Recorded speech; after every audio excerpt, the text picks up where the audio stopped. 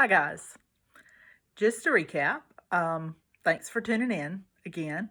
My husband and I have been married for 30 years. We have actually parented over 30 children, and we have 7 that we are pleased to call our own. 3 of them are biological, and 4 are adopted, and they range in age from 29 to 12. So we have quite a range of ages there. We met and married very quickly in 1989. We had our first child in 1990, our second in 92. We had a daughter that joined our family in 96, and then we had an unfortunate stillbirth in 2004 that led to an infertility issue for me.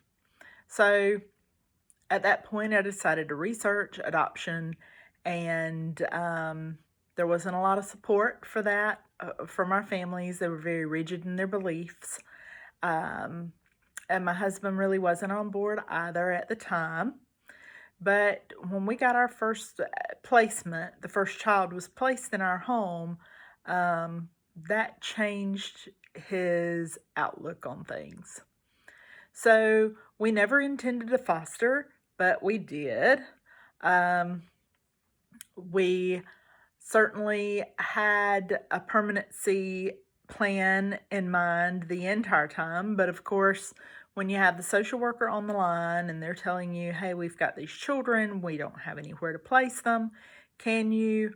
Well, you think, surely I can make some small difference. And in some cases, everything probably was not disclosed on the up and up like we had hoped. So we had a couple of legal risk placements that fell through, and that's no fun. So we've gone through that certification process in Georgia. We also utilized a private adoption agency in Georgia, and now we live in Alabama, and we have completed the certification process in Alabama. So here we are. We've not had a match yet. We have saw a few pictures. The deal in Alabama is once you're certified, you can't look outside of the state for 6 months. So you have to maintain your search within the borders of Alabama for at least 6 months before you pursue something, say, in California or Tennessee, Florida, Georgia. So we're still within that 6-month period, and we are hoping, and I do pray daily, Lord, you know who these children are, you know where they are, keep your hand on them or him or her until they can make their way home. And I always pray for swiftness. And along the way, I'm given a lot of opportunities to get involved in different things or actually work outside of the home.